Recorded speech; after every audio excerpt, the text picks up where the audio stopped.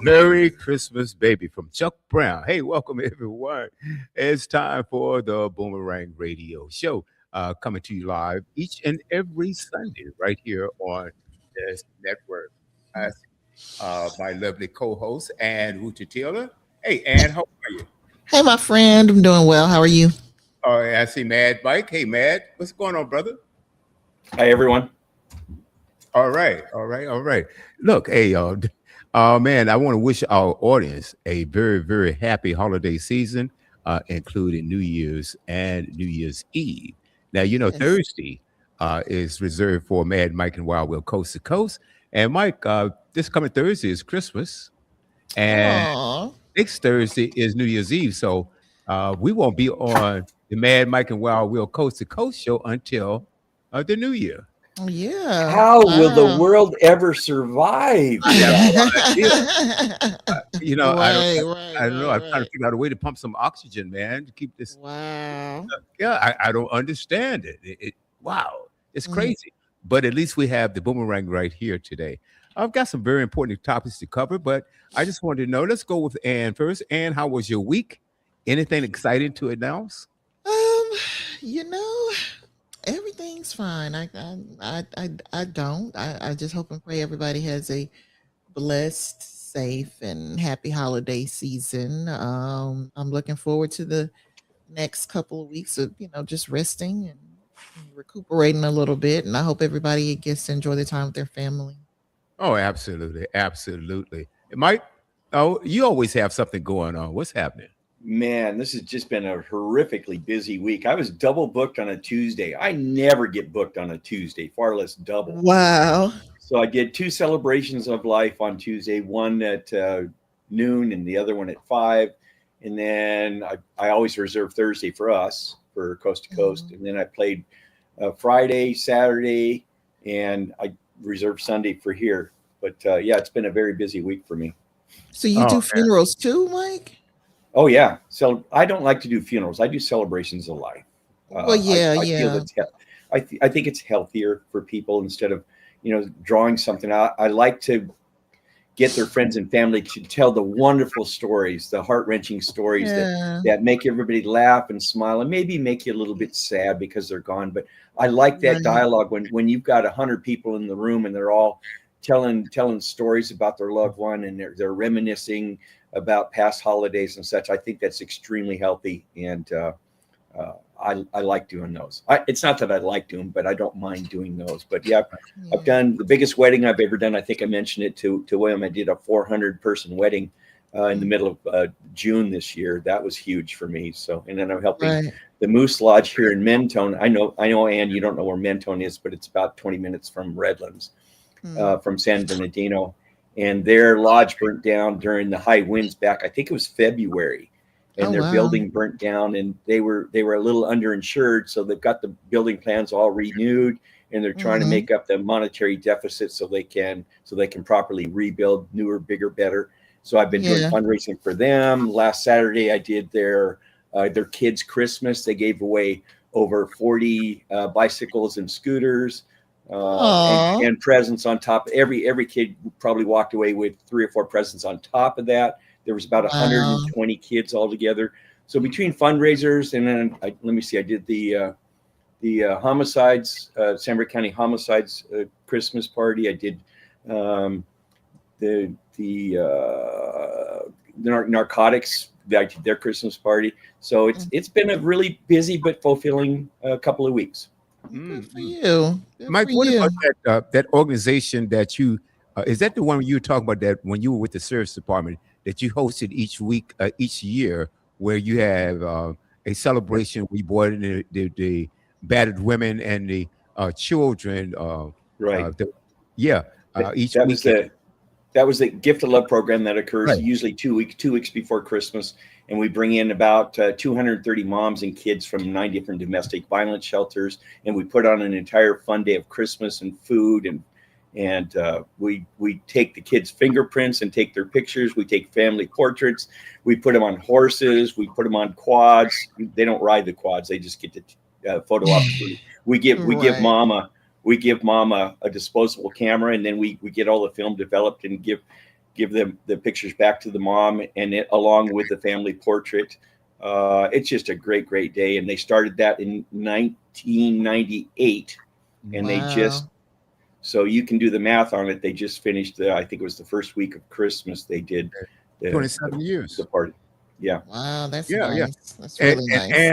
and that's the Mike that I know. Right. That's That's the sweet. Mike that I know. This other cat, And here's where the fight starts. exactly. I don't know. I think this other one that comes on the boomerang, he's an AI version. Uh, pro- yeah, It's a deep fake of Mike. yeah, Somebody it's a deep deep fake. faked him. If Mike, You, with real Mike, you please know how stand. you know that I'm. Here's how you know that I'm not AI, because I'm better than AI could ever produce. So Right. why would you want to do artificial intelligence when you got the real thing right in front of you? I don't know Because why people want to do because artificial I don't intelligence. I think recognize it's the this. I, dumbest thing ever. I don't recognize this new one. I don't. This on Sundays. Now on Thursdays, then the real one comes back. Well, I'll tell you what. I think the people who have been building this quote unquote AI crap are Man, the dumbest people ever. Why would you build something that you think is going to destroy humanity? I mean, they literally think that they are so afraid of it. Like the guy who owns Facebook, he is building one of the largest tunnels, or not tunnels, but what do you call those, bunkers, that, I mean, it going under multiple houses, not just his own. hmm And they are planning. They literally said, some of them, that they want to be in their bunkers before a certain version of AI comes online. Are we serious right now? it is Really? literally How- crazy. It's Why that. would you build something that you are afraid of? Well, if That you is look the at Mark, dumbest thing ever. if you look at Mark Zuckerberg, just look at his eyes and his face. He just That's the guy. he's Yeah, he's the one he's building the scary bunker. looking. Right. From the Well, time I they first all saw him, are. he's scary looking. They Well, all are weird. I mean, yeah. all of them. As a matter of fact, and Elon Musk don't let him off the hook. As a matter of Oh, fact, there he's an is a count, I idiot. believe He's is an opportunistic idiot. He makes money off other people's genius. There's nothing smart about him. right. Except he just knows, oh, this person is smart. He's smart enough to know who to make money off of. Oh, That's look, I'll give him that. I his will give claim to him that. fame. There's no question about it. And this guy, how weird is he? And Which some one? people said that, oh, when he came and created Doge, come on Um, now. Okay, we can talk about that a little bit later on also. And some said, well, he's working for free. No, he's not working for no, free. it's something He's in it for getting, him. well, guess what? He has over $38 billion in defense contracts and contracts with the United States. How is that working for free? It's not. Okay. So if you And are not to mention all the data that they've had access to that they uh, shouldn't have had access to. that too, That's and crazy. it's no question about it. So no, he's not working for free. Oh Mm-mm, no. Because if you were getting a salary, it would be probably a few $100,000 if you were in the cabinet or you were working. But mm-mm. you got, yeah, I would forego a couple of $100,000 for 38 billion. Of I course. mean, let's do the math right. Okay. All right. Right. And so this is the whole Right. idea. And this entire administration has been a failure, complete failure. And I'm gonna tell you why. Because I think Americans, we have been duped. Or they want us to think DEI is something different from what it is. They want to let us think that uh, the economy is better than it actually is, because otherwise you wouldn't hide the data, you wouldn't hide the jobs reports. Well, it's You good for the rich people. I mean, they're oh loving it. oh they loving it. They're making money hand over fist. They're You know getting everything they want. But but Ann, if I were a rich person, I wouldn't be celebrating if I have everything that I need and want and all the resources that I need and desire, and see my fellow man starving.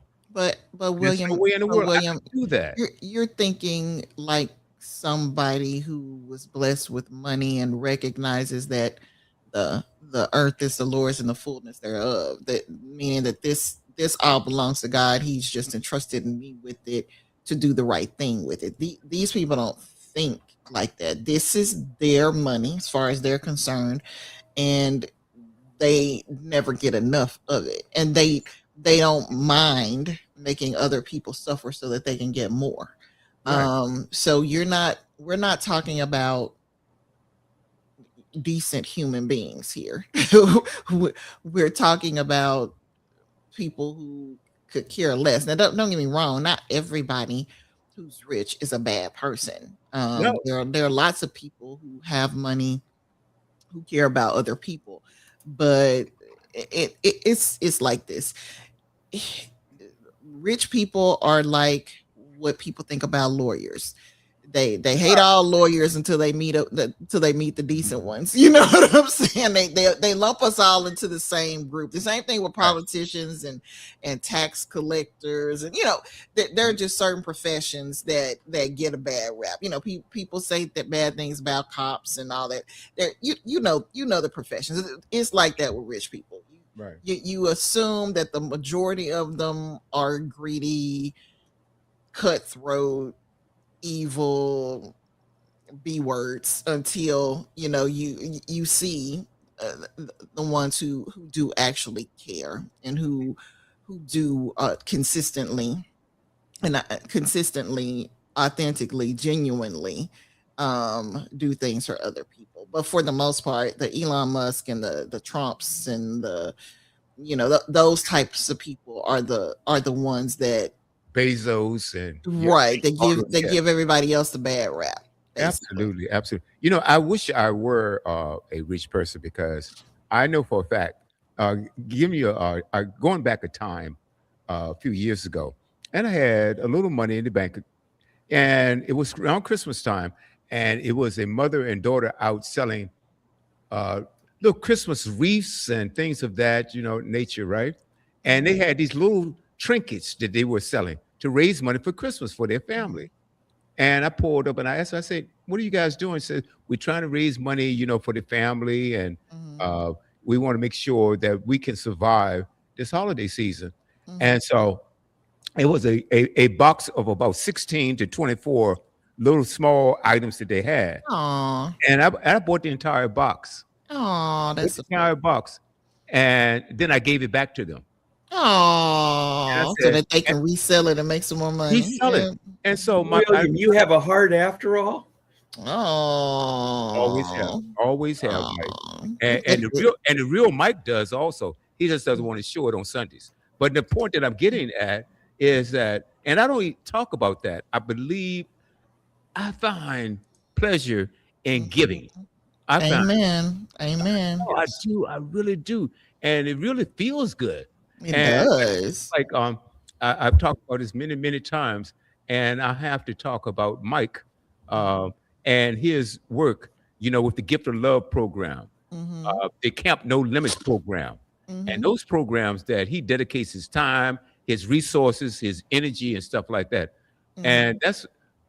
I think that's really when our friendship became solidified because I said, "This is a great, great guy." Okay, Oh, that's a blessing. there's no question about Don't it. get carried away. The No, no, no, no, bromance is the no, love is in the air. I love I'm it. Christmas exceedingly season. mediocre. Exceedingly no, mediocre at best. Mike, The or Christmas spirit is bringing out the love. Look at no, it. I know, I love Mike, except for Oh. on Sundays, sometime he becomes a complete knucklehead.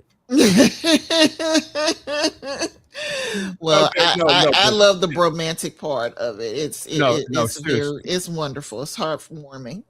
Yeah, as a matter of fact, I had a chance of going with Mike to Camp No Limits, and Oh. these were children. Some of them had uh, one limb missing, or two limbs Oh. missing, or Mhm. their bodies were distorted some way. And I Mm. mean, it was just. But you know what? These children made no excuses for themselves, and Mm. you couldn't Wow. even tell Nope. that they were disabled Wow. or had different abilities, rather. And I said, "Wow." And when I walked away from that, I said, "You know what? I've got all of my limbs. Hmm. Okay. I don't have any distortions or anything like that. And I have no excuse. Right, And right. those of us who have all of our faculties, Hmm. supposedly, or limbs and everything like that, what excuse do we have when these children uh, otherwise have excuses? Well, Right. I have no Good ones, really good excuses. really. Right. And it was absolutely amazing. Hey, Kim Rogers, how are you? Hey, Mhm. thank you. I hope you got moved in properly. Kim is one of our avid listeners, one of my Hey, great friends. Kim. Yeah, yeah, Awesome. absolutely. She's moving right now. As a matter of fact, remember we did a story and we featured uh, Kim Rogers' story on air. Remember, she worked for a for the train trains. service, Oh. a train service that we're not going to name, okay, right now, Mhm. and she was shot at. Oh my You guys gosh. remember that? And I No, I told don't Point, you, remember like that one. almost point blank, she was shot at. I that's must not have right. been here that night. No, I don't remember that one. no, and I think you were there. And the guy, he was within feet of her, Mm, shooting at her. Mike, remember that? Yes, I do. mm. And I saw he the missed video. her. He missed her. Oh wow, that's Oh my amazing. God! It I was don't know what's going on with these gunshots. wow. Literally, the guy in my office, a couple of doors down, somebody. Now we're on the 11th floor.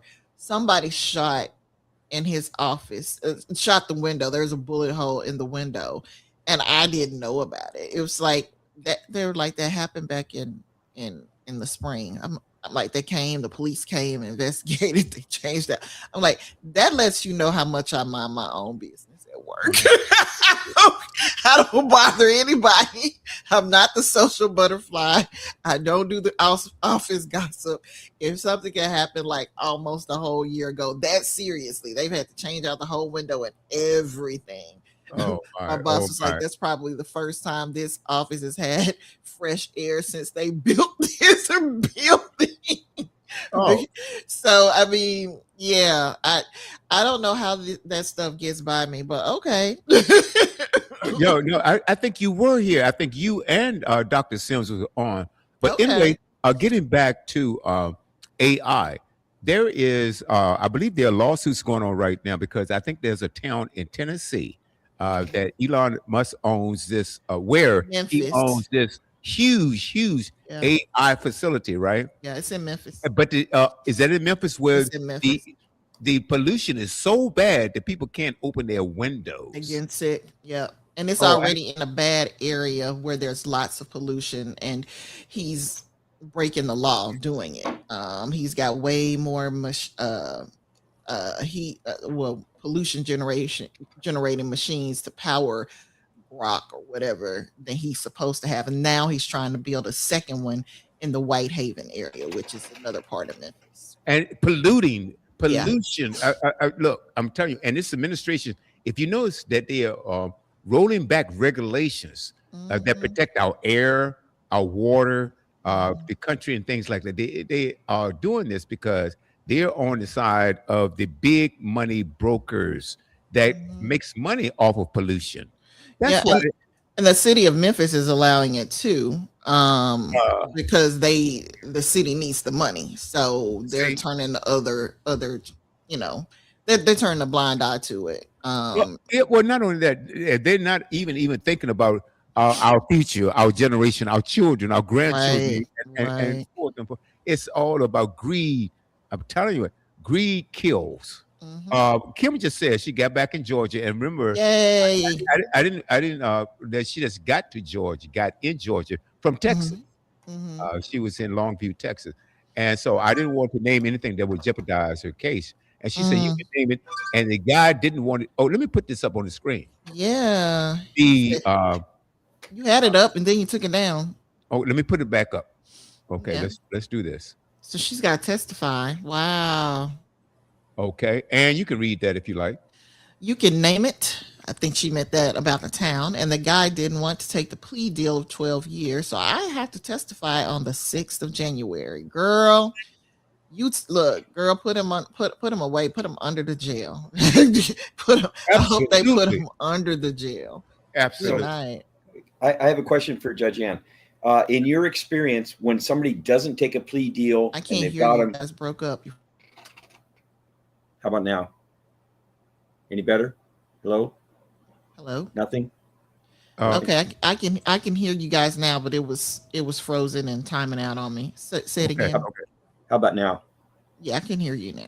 Okay, very good. What's your experience when somebody that, once again, this is all on video, and this gentleman, I'm being kind, this person, this evil person, let me call it what it is, doesn't take a plea deal of attempted murder for 12 years, which sounds Mhm. like that's a little light as far as I'm concerned when you try to kill Right, somebody. Or not, you right. don't kill them, you make them undead is the right word they use now, because you're not Mm. supposed to say kill on the radio Unalive. anymore. Yeah, Yeah, unalive. That's what the unalive. kids say.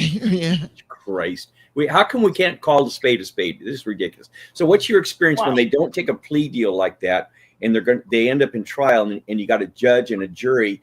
Do they end up with a harsher sentence than the plea deal of 12 in Mm, Well, something I've like this? Just actually generally never speaking.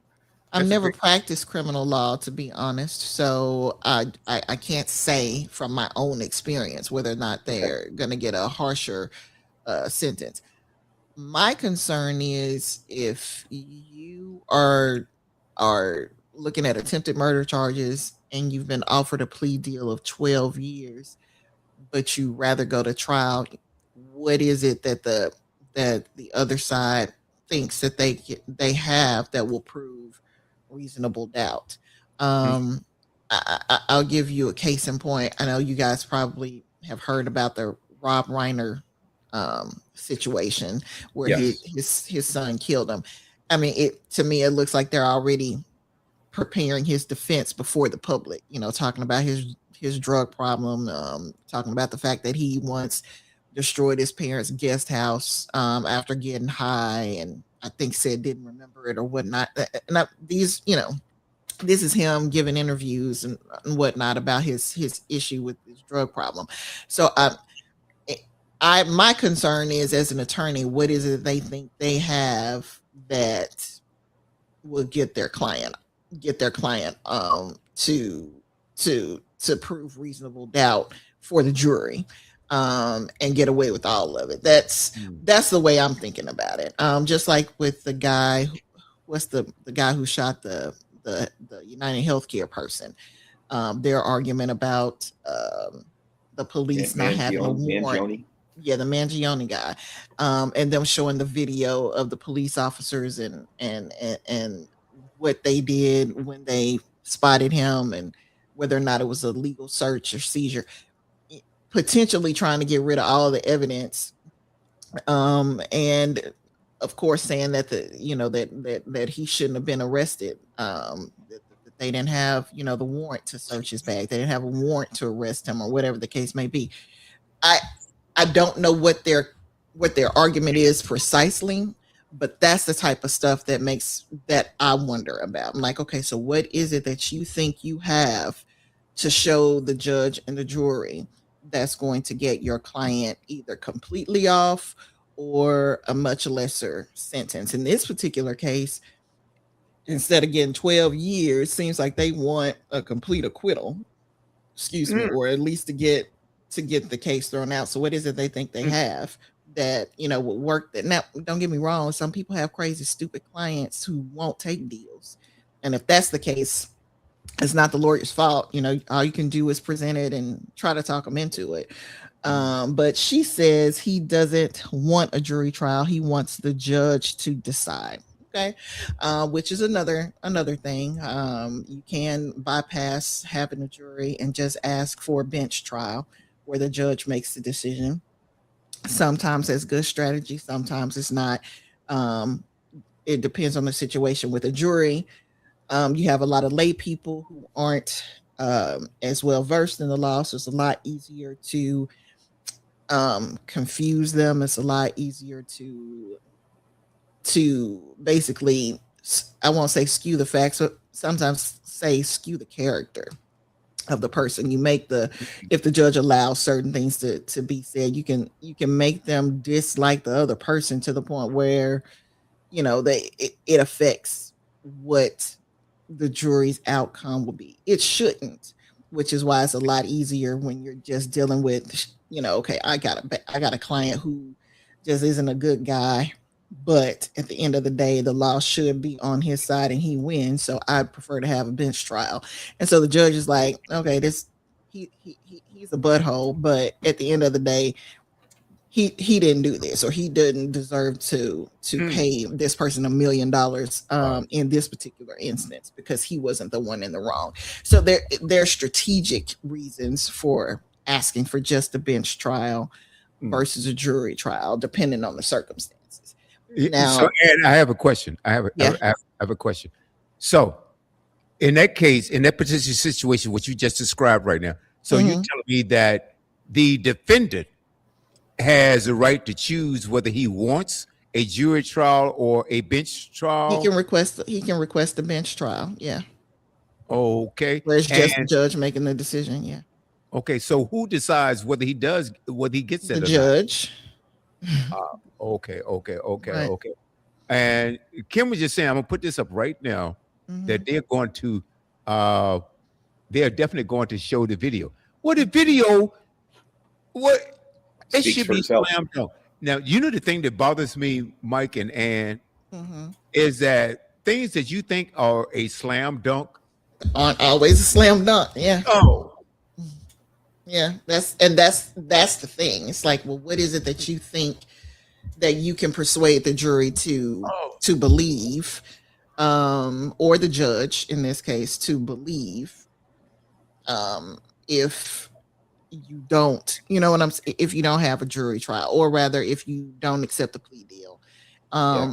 It depends on the strategy that the defense team has, or like I said, they could just have a stupid client because there are some people like that guy who was representing himself, the second guy who they caught at Mar-a-Lago, who was going to attempt to assassinate Trump, and he he represented himself, had no clue what he was doing. So I mean, you get those types of people too that that make it very difficult to put on a good defense or to get them the best deal. all right. And um you know, Mike, you can jump in right after this if you want to, right? Kim is thinking, and I have a Yeah. question right up there. That's another Maybe part of he thinks strategy that what she Kim's would bringing not up. show up. If she does not show up, then the it would be in his favor, right? well, not necessarily. I mean, Ooh, there are come on. times when witnesses are unavailable or can't show up, and well, especially when you got somebody that's on video committing a crime. That's different. That what I'm concerned about is Oh how man. they're going to characterize the entire thing. What happened before the video, what angle was it shot from. Yeah, I mean, they come up with all kinds of stuff. What is it that you didn't see? So not being part of the defense, I have no clue what their arguments are going to be. But not having the witness there, yeah, that would be one thing that's not in their favor. But at the same time, if she wasn't the only person there, or even if she was the only person there, is you came into this train station or whatever the case may be, and you had a gun and it was pointed at this individual. Okay, explain yourself. So if he doesn't testify, then they get to put on their defense without him, which would be interesting, to try to figure out what type of defense they're going to mount. But defendants don't have to testify against themselves, and then she's not there to testify. Mm, Still, you got video evidence that he pulled a gun on this woman. right. So it's, again, Wow. it's when you're talking about having a trial, whether it's a bench trial or a trial before a jury, there are lots of different variables that go, especially the strategy, not just the legal arguments. What The way I got my son AJ to be interested in becoming an attorney is by playing this game. I don't know if you guys ever heard of it, but when he was little, he loved this game called Slither.io. Yep. and it strategy goes into it a lot. And so when I explained to him about what, I did for a living and explained to him about certain cases, I said, see, it's like Slither IO, and his eyes lit up. So it's more than just knowing what the black letter law is. A lot of times it's got to do with strategy. A lot of times it has to do with procedure. Like in the Mangione case, it's a multi-layered way of defending or prosecuting, especially in a criminal case like these two. Hmm. Hey, let Yeah. me. We have. Hold my. I'll let you jump in, brother. I promise you. Okay. Okay. Black Butterfly wants to know what is this? Black Butterfly. We talk about a case. It's a personal friend of mine and a friend of the show that was almost killed by someone. She worked at Kim. Is it okay that I talk about the name of the company? She worked for this Just say major the league. railroad, and you'll be good. She worked for the Yeah. railroad in She an worked for the office. railroad, and this guy came in and he wanted to use the restroom. Now, Mm-hmm. there's something very, very important here. Mm-hmm. He had visited the railroad earlier that day. Mm-hmm. He had come in. Kim, correct me if I'm wrong. He came back and Mm-hmm. he wanted to use the restroom. And Mm-hmm. our And friend Kim, Kim was on the way to unlock the restroom for him. that's exactly right. Yes, you want to 1,000. Okay, I think I was here for that. Okay, now Yeah. I'm starting to And so remember it. she's walking in front. Mm-hmm. Then all of a sudden he pulls out a gun and starts shooting. And Mm, luckily, oh my God. right. And Mike, the distance there was not that long, bro. We talk about And within. Mm. it was a very narrow hallway she was walking down. So Oh she was wow. trapped in that hallway with him blocking her exit. Man, look. And as And she's shooting skating at past her. him, he starts Mm, shooting at her. So her escape wow. route was almost non-existent. So I thank God she's Wow. alive, Kim. Glad you're here Amen. to tell us the Amen. story. I thank Amen. God that he was a bad shot. Yeah, Right. If he had any aim, it would have been a totally Oh different story. my, Yeah. my, yeah. my. And Thank this is the thing God. about it. Check this out. She was the only one there.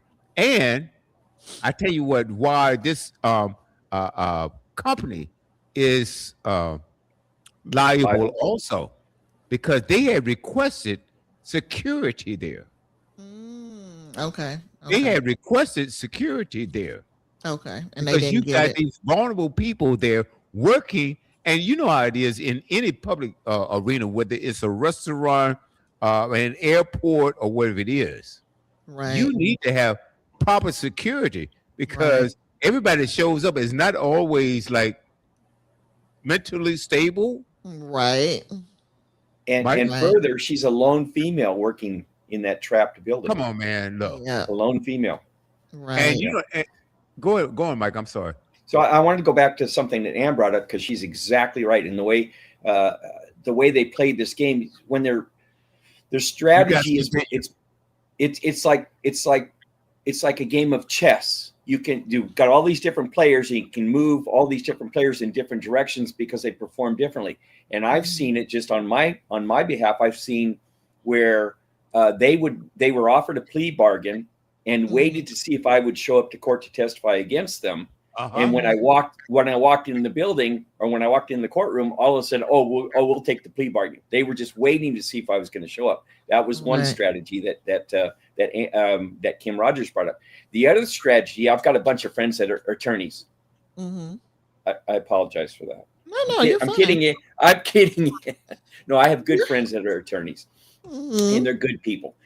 Good. And they have told me that the the people involved in the case, the defense knows who the judge is going to be generally.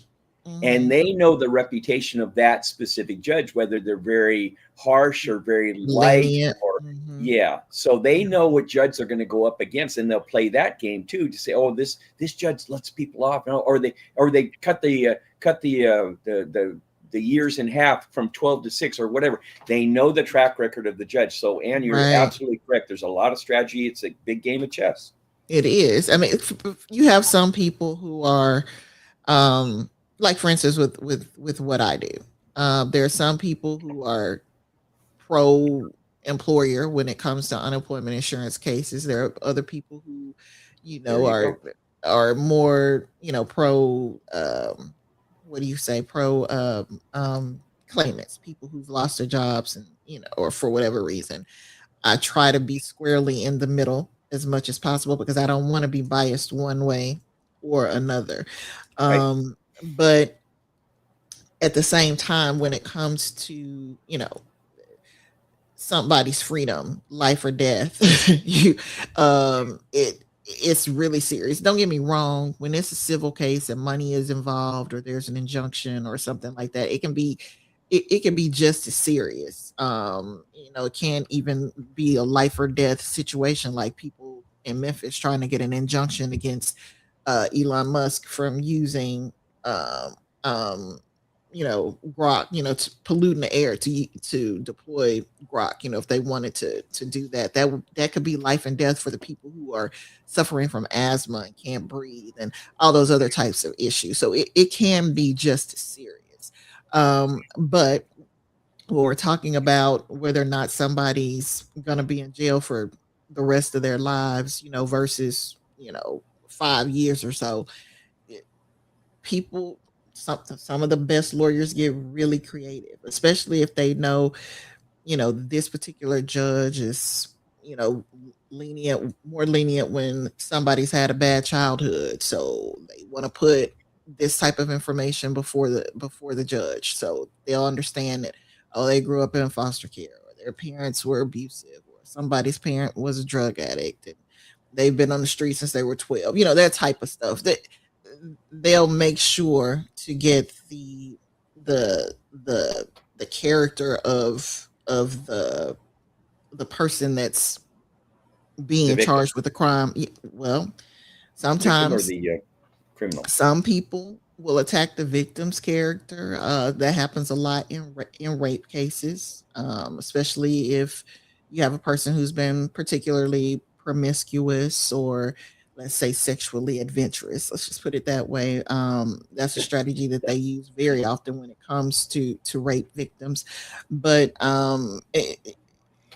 you can have character witnesses, and you can have people talking about what happened in a person's past, like for instance, say they had a therapist who they've been seeing for a long time to come in and tell you about what's been going on in this person's life. I wouldn't be shocked at all if they did something like that with the Rob Reiner murder case. If they had all kinds of people who helped this guy over the years with his addiction problems, parade them before the court, to talk about why he wasn't responsible, why this was a sickness, that type of stuff. So They you have all that coming into play, just like Mike said.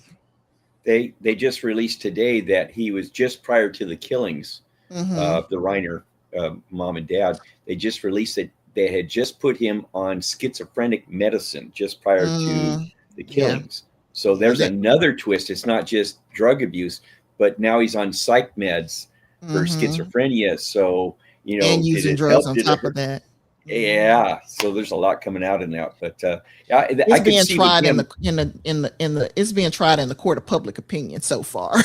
Yeah. if this comes out to be true, I could very well see him getting off on a YouTube. mental on what? YouTube.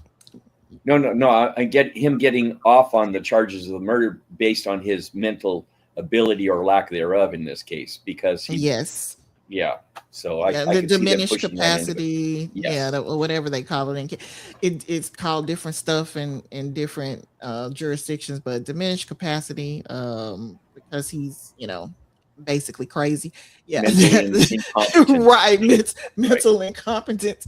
I can see the arguments that they're gonna make because as soon as he became a suspect, they started showing interviews with him and his dad, both of them talking about his addiction problems, and I'm like, they're already looking to get this kid off. I mean, it's they're already working on it. So, and the lawyer saying, withhold your judgment until all the evidence comes out. Yeah, it's it's all written. In my opinion, I won't say that the jury pool is being tainted, but kind of because everybody's got in the public. Everybody in the public has an opinion about this kid already.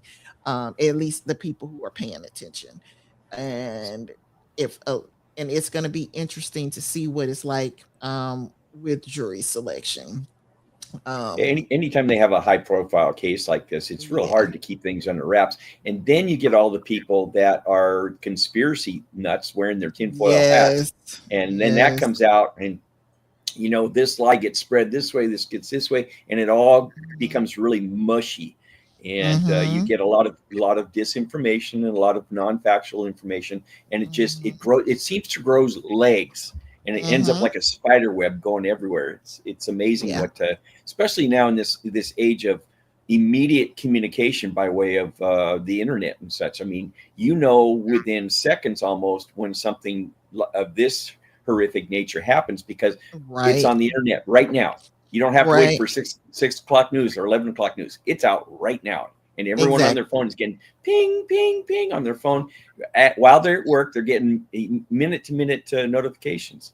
Exactly. And it's on the one hand, it can be helpful.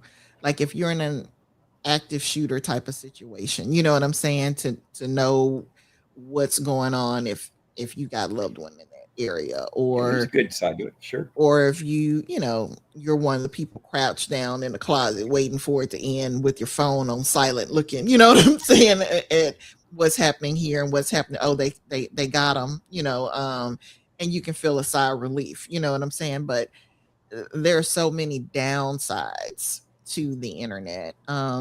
It's amazing how something that was supposed to be a way to benefit the world has done so much to tear it apart. Um, I I was very much against having social media. I think I told William and Dr. Demery this shortly after we met. I'm like, I did not have a Facebook account or anything until the Lord made me start eating as an active worship ministries, and I guess it was like 2014, and then by Yeah. 2016, I'd met William and Reverend Demery, and so many good things have happened because of that. I've met so many people that I wouldn't ordinarily know or have relationships with. And William and I have been friends. Next year, it'll be 10 years, and I've never seen him face to face. But we've, have been Probably a friends, good thing. had a wonderful working relationship, from a distance. And there's so many other people like Dr. Koye Oyorende, who was on the kids show. He was great. He was Yeah, he's great. awesome. He's awesome. And every time I call him, we co-authored a book together, and that's how I met him. By the person um, um, who uh, who got everybody together. And she's in Atlanta. Never met her face to face either, but she knows one of my relatives who lives in Atlanta, so it's amazing. But at any rate, I say all that to say there's a lot of good there. In a lot of ways, social media can bring us together, and I'm a witness, to it bringing me to meet some awesome people. But I think the harm is either outweighing the good, or it's out magnified. It's over magnifying the good. And personally, I do think that the harm is outweighing the good. I I, don't think it's just an over magnification, but that's and just I hope you're wrong about that. Uh, but uh, mm-mm. but hey, I'm not going to dispute what you're saying, because social media has so many. Like I said, I met Mike in person, so there's no issue Hmm. there. But I've never met you in person. But I Right. feel like you're one of my closest friends. We are really good friends, but think about think about everything else that's happened. A lot of the problems that we are dealing with globally, not just Hmm. locally, not just nationally, globally, trace back to the internet. all Yeah, of it, it does. all the misinformation, all the lies. Like Mike was saying, stuff gets out, and it people you know can look at it immediately, and Hmm. then we share it with other people, and you it goes around the world in seconds. You know what I'm saying? And Yep. people have lost the ability to tell what's real and what's not. And Mm. it's all because of the way that the internet does things. People talk about the media. I mean, I remember before the rise of the internet, people were talking about how the media can skew things to look one way or the other way. Well, the internet has done that on a bigger scale than ever. You know what I'm saying? Right. It's one thing to have a camera trick here where you see something from one angle that makes it look that way. It's another thing to have it, circulating the globe a million times over, not to mention employing like 50 million tricks to make it look the way that you want it to look. I'll give you a case in point, just real quick. As an example, I was watching a video. It was from somebody in a from one Scandinavian country, Denmark, Sweden, somewhere like that. And so they were saying that they were having a problem with the Muslim population, saying that they were raping women and showing a video that appeared to be of some men gang raping a Mm. girl. Mm. Now, me being an attorney, I'm like, my thing is, I'm taught to critically think. Okay, when was this video created? Where was it taken? You know what I'm saying? Is this showing me what you're telling me it's showing me? But other people look at that, and they were listening to this girl talk about, the police wouldn't even go into the neighborhood where these people live because it's so violent and it's so overrun. They've kind of taken over this part of the area, and these people can't acclimate to our society, and blah blah blah. You need to wake up, and blah. And this was just like I said, a video that was made by somebody from a European country. So when you're looking at all of this stuff and you are taking it at face value, the way that you do when you go to a movie, you know what I'm saying? We at my house, we make it a sport to point out the lies and the problems with the footage. We will stop and rewind and show you. Do you see the person standing in the back? We love to do that, but not everybody does that. Looks at things with that type of critical eye, and they just take it Mhm. as at face value, and so it goes a long way towards spreading lies, spreading misinformation, spreading hate, fomenting racism and violence. It has caused, I think it is the singular worst weapon of mass destruction that we've created in a long time. I think you're right because misinformation or false information and these things, uh, it can kill people. Oh, Right. there was this, and we all grew up with this, I'm sure, and you did, and Mike, you did, and I did. And that was the most ridiculous thing that people were saying. Sticks and stones may break my bones, but words will never hurt me. Yeah, I remember that. No, no. Oh They my hurt. God. They kill. Mm-hmm. People have been get killed by the words that they Mm-hmm. speak. You Mm-hmm. take about like Rob Reiner, who just tragically got killed by his own son. Right. Okay, and people are Allegedly. Look, and we must people are say going. allegedly. Yeah, you know what? Thank you for that, Ann. You're welcome. Thank you for that because we really don't know. We aren't there. We Mm-hmm. don't know. Mm-hmm. And with this inept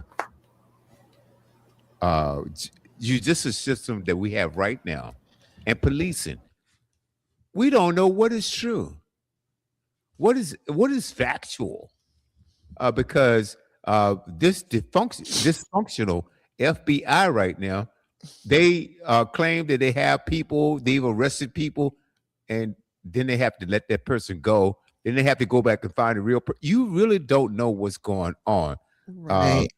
this is probably the most dysfunctional administration that I've ever witnessed on my years in this planet, on this planet, right? It Mm. is absolutely incredible. There's so much dysfunction, incompetence, and I don't want to hear a person tell me a damn thing about DEI when you got the dumbest people running this country right now. The Mm. dumbest. You look at the Department of Defense, which that incompetent Pete Hegseth have said Department of War. Unqualified. I'm gonna pull up something right now because there's so much going on. We're talking about blowing up boats off of Venezuela.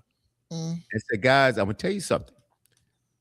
This DEI, I'm gonna call it a hoax. I'm gonna take a 47's Mm. thing. Terminology. Yeah, I'm gonna call this a hoax. DEI hoax, folks. It's not about DEI because if it was about DEI, then why would you erase Black history in the military? Why would you Period. do that? Why would you erase history at all? It's all about erasing Black history. It Mm. has nothing to do with DEI. It's not about white people losing their jobs. It's about uh, uh, uh, putting out there a narrative. Say, yeah, oh, this Black person is here uh, because they were Black. They got this position when they were Black. And if you think about it, and I know this for a fact, if you get a high position as a Black person in this country, you have to work twice as hard, have to have twice the credentials before you even get that job. Mm. Okay? So Yep. let's say that. Let's talk about the jobs. What does it have to do with erasing history? And Mike sent me a text several months ago when they wanted to erase Jackie Robinson. And Mike said he was upset about that. Right. Didn't I have been? You did. You did. You That was a load of BS. it was Right. BS. Right. So what I'm saying to you guys, it is all about distortion, and which is a segue into what I'm going to talk about right now, and we're going to go into this. Venezuela. Right now, we are attacking Venezuela unprovoked, and the administration wants you to believe it's all about drugs coming to the United States.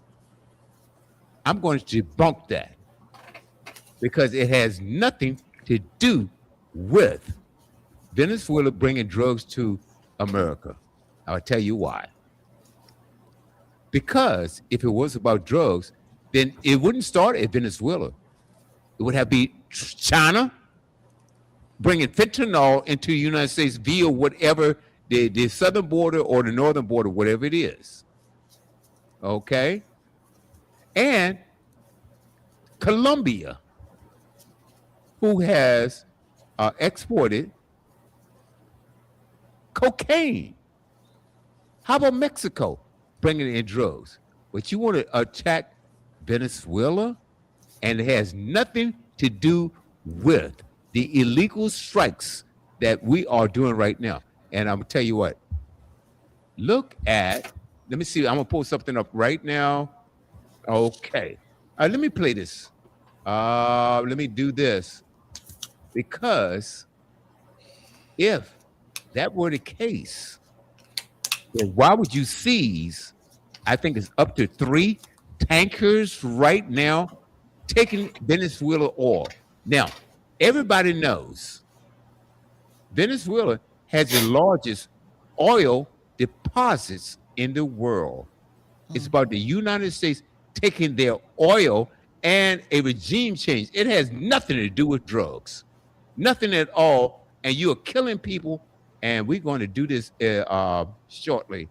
Um, Anybody want to say anything before I pull up this video? Well, I will say that I remember growing up when they had the quote unquote war on drugs. And when I got to college, and I minored in finance, one of my professors said there is no war on drugs, because if there really was a war on drugs, we would probably send America into recession because so Mm, much of the American economy is wrapped mm, up in drug money. And he explains like a lot of people who can't get jobs that pay them well. You have a lot of those people who turn to selling drugs in order to make ends meet. He's like, so these people are putting money into the economy. This is just my professor's point of view. I'm just repeating it. I'm not saying he was right. I'm just saying that's what he said. And so he was talking about how if that money was no longer put into the economy, because I can't remember the figure he said, probably, guesstimating was the amount of money that was going into the mhm. America's gross domestic product at that time. He said that it would negatively impact the economy to the point where it would probably send it into a recession or depression. But go ahead, Mike. I'm sorry. No, you're good. I don't. I wouldn't go that far. There's certain elements of what your professor said that I agree with, Mm-hmm. because when money's involved, Mm-hmm. people's morals tend to go out the window, and Mm-hmm. people that are desperate will tend to do desperate things in order to Mm-hmm. survive. However, when we're talking about drugs in particular in the black market, uh, this is a really evil thing that has come to our United States, and it needs to be stopped. And what they've done in the past, even with Nancy Reagan, what was her slogan? Just say no, right? Right, right. Or That was weak. parent, yeah. I guess the point I'm making here is that all the standing on soapboxes and preaching to everybody that we're going to fight this and we're going to get drugs out of what have they actually accomplished? There's more Mm, drugs coming into America than there ever been coming in before. So exactly. what the United States has been doing, regardless of who the president is, regardless of who's in the Pentagon, regardless of who's in positions of power, it hasn't worked. So everyone's heard this. What's the definition of insanity? Doing the same thing over and over again, expecting a different result. So we're not getting the results that we need. It's gotten worse. So there, at some point, you have to go, all right, enough. We have to change our perspective on this. We have to go about stopping this in a more dramatic way because, I told little Johnny not to stick the fork in the electric socket, but he stuck it in anyway. And then he did it again. And then he did it again. At some point, you got to do what one of my predecessors, one of my mentors, he said, sometimes you have to take little Johnny and tap the reset button. And what he meant by that was the book. So Mm, you have to get their attention in some way to make them stop doing negative things that are going to hurt them or hurt others. And I think the point I'm making here is it hasn't worked. We need to tap the reset button and do something more significant, more dramatic to make this stop. And thanks, Mhm. Sam. Yeah. well, And, preventative measures would help, like for instance, putting the guards in the sockets so that little Johnny, even if he tried to, he couldn't do yeah. it. And you would not murder little Johnny. Right, right. You're not gonna kill him. No, but Okay. I'll tap his reset button. Yep. Yeah, you can tap his reset button. My point is, what Tap that is done? behind a couple of times, see if little Johnny gets the Yeah, yeah. message. You tap his behind, and then if you have to send little Johnny to jail, send little Johnny to jail. The We point don't want to is, do that if Works we for can help it. well, yeah, send him to jail, but you don't murder little Johnny. Right, This right, is the right. point that I'm making right now because there's a process called due process here in the Right. United States. And Mike, as a law enforcement officer, when you stop a drug dealer, or allegedly. whatever you did on the street, okay, and Allegedly a because police they officer. ran or whatever it is, you didn't kill them. You That wasn't my arrested them. job. You As arrested them and put them in jail. So the thing about it is, if you are blowing up these vessels, okay, and Venezuela or waters or international waters, and you have what you think there are the drug cartel or whatever it is, wouldn't it make more sense to seize the boat, find out if you have the evidence, lock their butts up? Because guess what? That way, They've done that. It didn't work. Now what? hold on. You will have the evidence, and you can also go forward. And then those little fish, because they are little fish, the cartels are the big fish. Then that will leave you to be able to capture the bigger fish. Doesn't work. Okay? It does work. It does work. But they're not going look. If you lock them up and they can't get, what you mean it doesn't work? It doesn't work. That's what they've done in the past. They've locked people up. They confiscated the drugs, and then guess what? They're back out working for the cartels, and they're not going to roll over. Hang on. They're not going to roll over on the cartels because the cartels know where their families at, where their kids are at, where their kids go to school. And if you roll over on the cartel, your family's dead. So this doesn't work. No, it does work. I'm gonna tell you why. Because you're not getting out. You're not getting out, and the cartels can't break into prison. All right, that's not going to happen. The cartels are already operating in the prisons. But also, let me tell you where your argument falls short. You don't even have the evidence whether they had drugs or not because you blew it all up. If you drop these missiles on a boat, you've blown up the boat, you've blown up the people, you've also blown up the drugs. So where is your evidence? I believe I sent you pictures of the drug boats. I don't care about those evidence. No, you don't care about the evidence. You don't care about real pictures. It's not evidence, Mike. You can tell it's a drug boat. The packages are clearly drug packages. Hey, Mike. All the intelligence, hold on. All the intelligence has already happened before they blow up these boats. They just don't. Hold on, William. Give me a chance here. They just don't go out and blow up a boat that sort of looks this way. They've already done the intelligence. They know who's packing the boat with drugs. They know when it's leaving. They know who's on the boat. They know they've already verified there's drugs on the boat. There's a lot of intel that's already gone into determining this is a drug boat and it's headed towards America. And then once they have all that evidence and clues and they know what's going on, then they'll blow it up. Yeah, Mike, they're not just randomly blowing up boats. They are randomly blowing up boats because guess what? Because the last one, especially the one that killed these two survivors on there. How in the world you have no evidence? You've blown it all up. You don't have any evidence, Mike. They have the intel in advance. Are you trying to tell me? Let me ask you a question. You've blown the boat to smithereens. You've blown up and killed 9 out of 11 people. You've blown them up. How in the world do you find and the pictures that you sent and the drug boat that you posted one time that looked like something out of Gilligan's Island? I mean, that was years ago. That old boat, no, those fishing boats that you showed me don't even exist anymore. They're more modern. The point that I'm getting at, William. Mike, you don't have any evidence because you blew it all up. I showed you the difference between a fishing boat and a drug boat, and you still, with your own eyes, won't believe it. Because guess what? I'm not convinced that there were boats.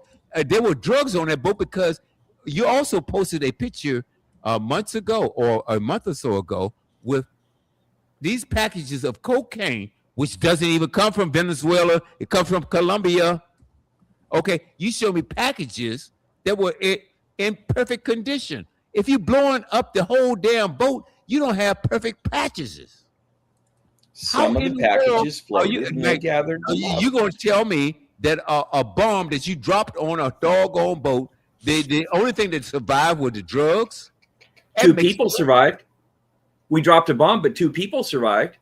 Well, if 2 people can survive, then the drug packages, some of the drug packages can survive also. So that bomb doesn't mean everything disappeared because you yourself have said there's 2 people that survived.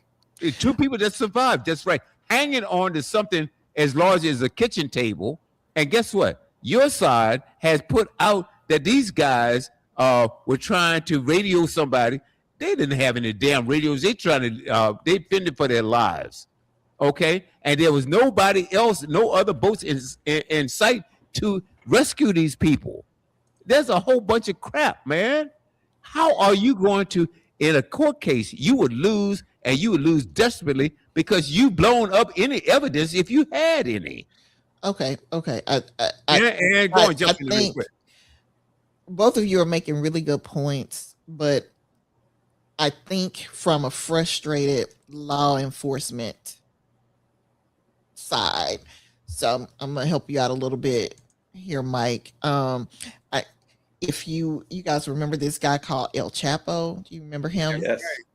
He, I think he's like maybe the poster child for what Mike is saying about the issues with cartels and them not getting punished. This particular guy, according to the U.S. Department of State's website, his real name is Joaquin Guzman Loera, aka El Chapo. He became involved in drug trafficking in the late 1980s as a trafficker and air logistics expert for the once powerful Miguel Angel Felix Gallardo. Guzman Loera eventually became the leader of the Shinola cartel. I'm just gonna say El Chapo, where they put his real name. El Chapo was arrested on June 9th, 1993 in Mexico on charges related to murder and drug trafficking and was sentenced to a 20-year prison term. However, on January 19th, 2001, El Chapo escaped from the federal maximum security prison in Mexico. While on the run from Mexican authorities, El Chapo reestablished himself as a top-ranking member of the Shinola cartel and leader of the Mexican drug trade, becoming the world's #1 fugitive and a Forbes listed billionaire. He was rearrested on February 22nd, 2014 in a modest resort hotel in Mazatlán, Shinola, Mexico, as a result of sustained operation on as a result of a sustained operation, period. On July 11th, 2015, he again escaped from Aluplano, looks like I may be messing that up. Altiplano Federal Maximum Security Prison in the state of Mexico. Now, you guys may remember that this was when this Joker had a tunnel out from the jail He did. and got out. So I say all that to say I understand, law enforcement's frustration with the system when it comes to putting away the people at the top, like the quote unquote billionaire drug dealers. At the same time, I see this as a criminal issue, not a act of war against a nation state. So I don't see Venezuela at war with the United States. I do see that Venezuela has a very entrenched, probably very powerful crime syndicate that maybe it's not in control of. But the question to me is it like Russia? Russia is almost Russia and its criminal underground isn't so much underground. The Russian government and the criminals are basically in cahoots with one another. They work together. So those two things are, one and the same there. So if you're trying to tell me that Venezuela is like that, then okay, then you need to make that connection.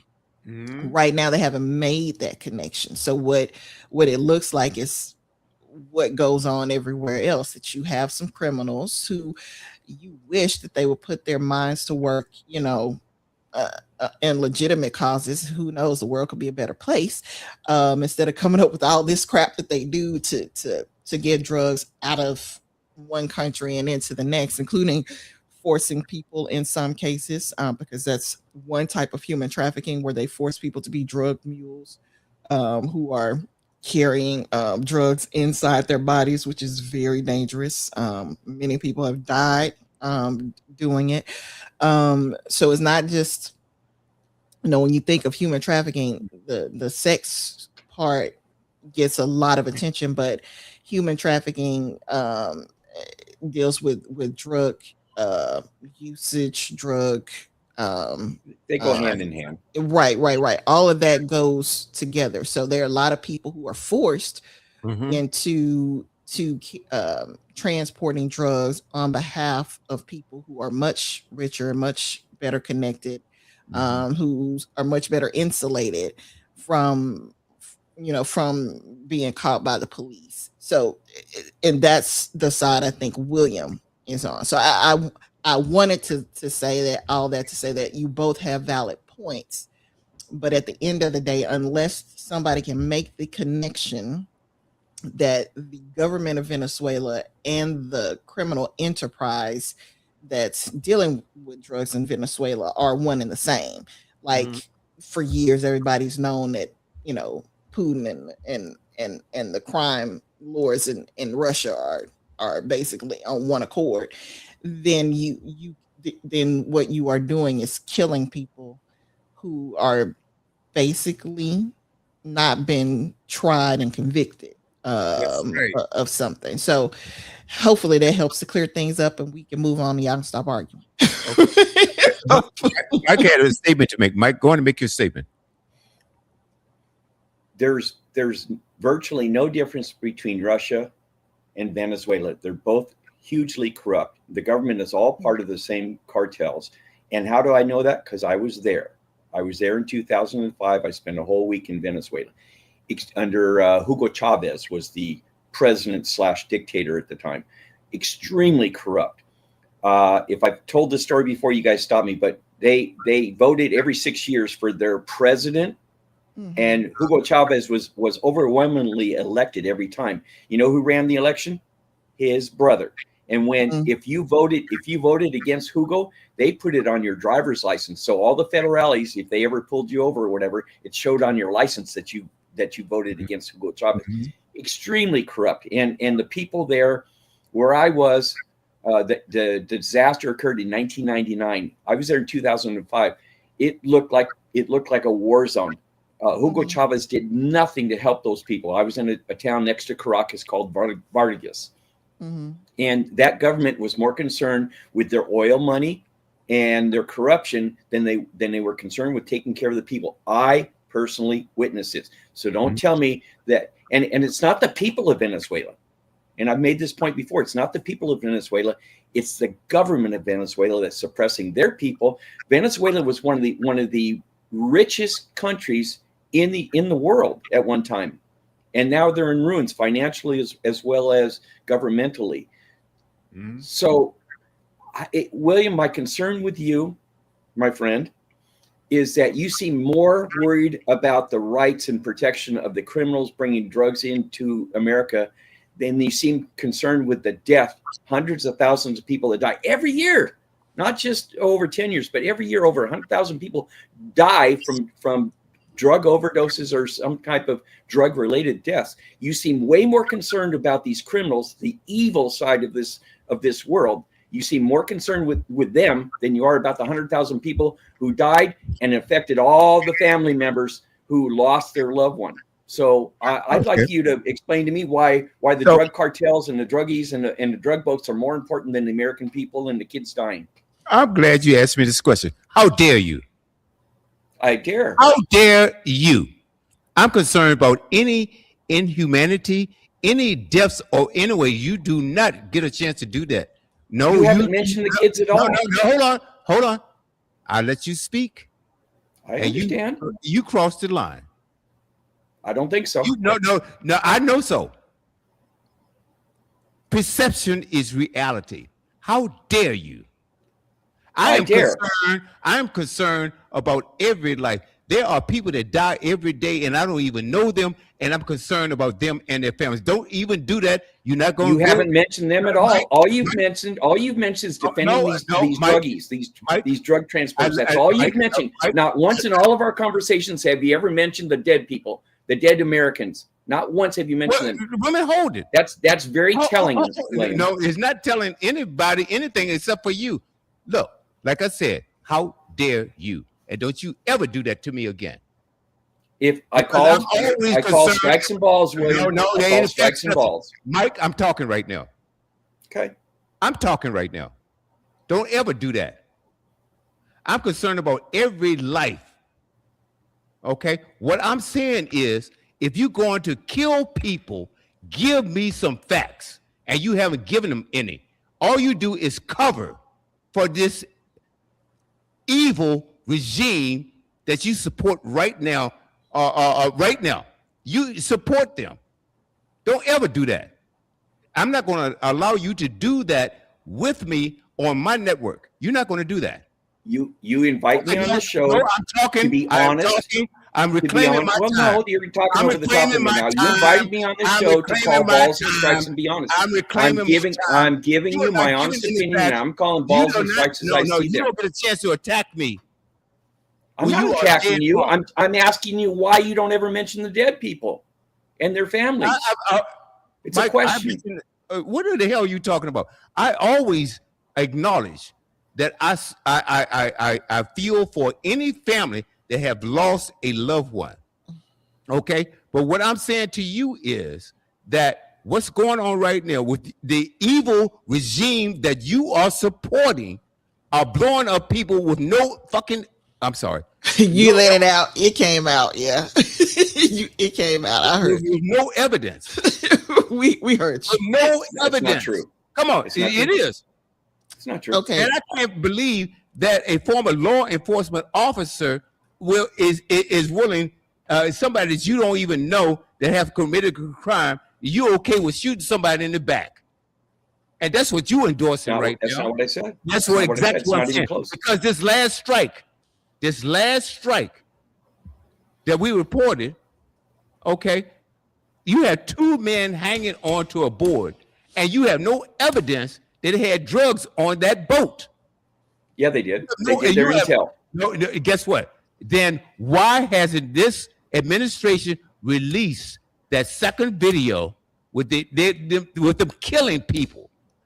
With law enforcement, you are not obligated or supposed to kill a suspect. If you have a suspect in strike, Apples and oranges. apples might. Okay. Apples and oranges, two completely different situations. Mike, why are you covering from an evil regime? Because I'm not covering for a regime. I'm covering for the dead people that lost their lives because of these drug traffickers. Mike, that's the ones I'm concerned with. Because it's not about drugs. Then the United States have confiscated 3 oil barges. What does oil have to do with drugs? Come on, my friend. Wake up that brain of yours. Do you want an answer? No, I'm not yet. Or just Not keep talking. yet, Okay, you don't want an answer. I don't want the answer. I don't hear a doggone thing from you right now until I finish talking. My point is, if you are so concerned about drugs, then why are you confiscating oil barges from Venezuela? You know why? Because it's never been about drugs. It's never been about drugs. It's about taking Venezuela oil. That's what oil and regime change. It has nothing to do with drugs at all. Because I'm going to tell you something, and let me talk to you right now. Let me enlarge this screen right now. If what you're saying is true, then why in the hell did he pardon Juan Orlando Hernandez from Honduras? Why did he pardon this man that brought in over 400 tons of cocaine to America? Now, he was convicted. Why did he pardon them? Answer that. We've already had this conversation. No, I already we're told going to you have it why. again right now. We're going to have it again right now. No. When I can answer. You know what? You excuse it because it is right to do the pardon. Yeah, you're doing the right wing thing.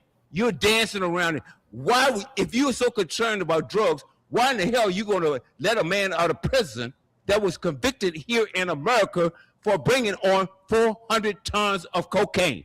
Answer that. Can I speak now? Go ahead. I think I was quiet. Answer that. So let's start with where I was trying to answer you. And you wouldn't answer let my me. question. Answer my question. I will. Let's start with Or you playing games? Answer the damn question.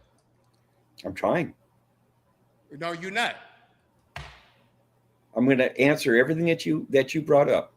The reason they're taking the oil tankers is because that oil from Venezuela is going to other countries, and that money coming back to Venezuela is feeding the regime, the evil regime, that's also feeding the manufacturing of drugs. So they've confiscated those oil tankers. Bullshit. So the money's The drugs are coming from Colombia.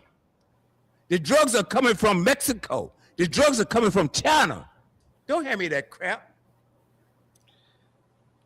Okay, don't forget it's a Christian program. We got to watch the cursing. Okay. The drugs are coming from Venezuela, and the drugs are coming from Venezuela, Colombia, Mexico, China. They're coming from all over, and it needs to stop. And what they've been doing over the decades hasn't caused the ceasing of the drugs coming into America. So the reason they're taking the oil tankers is to stop the money flow, to stop the drugs being manufactured. Now, moving on to your second question, this gentleman person, evil person in your eyes that was pardoned by Trump, the explanation, and I don't have everything in front of me, but the explanation is that it was a what do they call it? A kangaroo court, because he was accused of doing things, and then the witnesses against him were the people that he had got into trouble. These were evil people that were part of the cartels, and they were the ones testifying against this guy. So he did not get according to the current regime, that you like to call it, he did not get a fair trial, and that is why he received the pardon, according to them. I don't know. I've only got bits and pieces of the information. And I'm going to side with you, William, for a second. If this gentleman did exactly what you said he did, he belongs in. You don't know that. He belongs in prison the rest of his life. He belongs in prison the rest of his life. Serving 40 years in prison, convicted by an American court for bringing over 400 tons of cocaine. Mike? It's Mike's turn, William. Let Mike finish. Based on biased witnesses.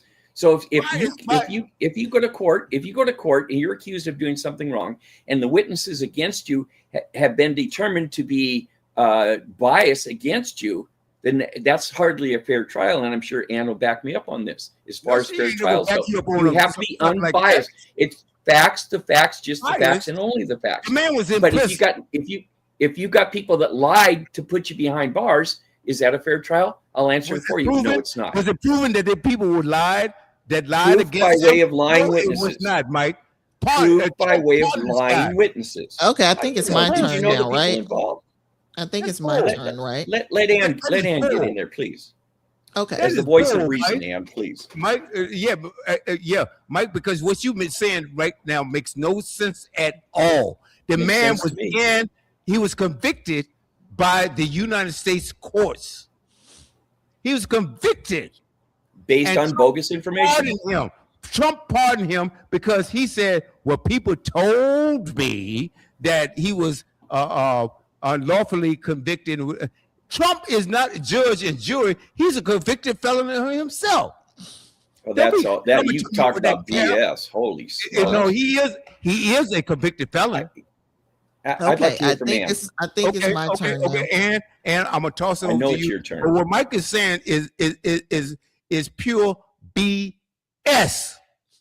The man is convicted. He's in prison, and Trump pardoned him, and he says he's anti-drugs when it's been proven that the man brought in over 400 tons of cocaine into this America. Okay. Come on, don't play with me. All right. And historically speaking, you can go back thousands of years to determine that human beings have been using drugs for a long time. I don't know if you guys have recalled this. I think it's a long poem. Is it the Iliad and the Odyssey? At one point, these people were in the story, ancient Greeks, they washed up on the shore of some island, and there were there was a field of, I think, poppies, which, as you know, is where the opium comes from.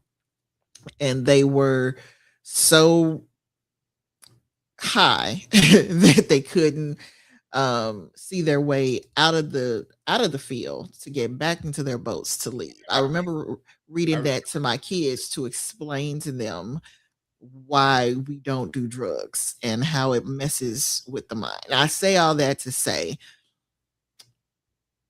this is a problem that humanity has been dealing with since people first figured out they could get high.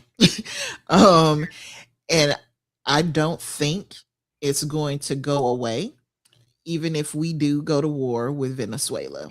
There will be someone somewhere, even if they have to grow their own marijuana stash in their backyard, even if they, find a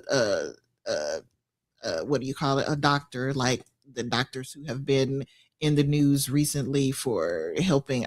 Who's the guy from Friends? Overdose.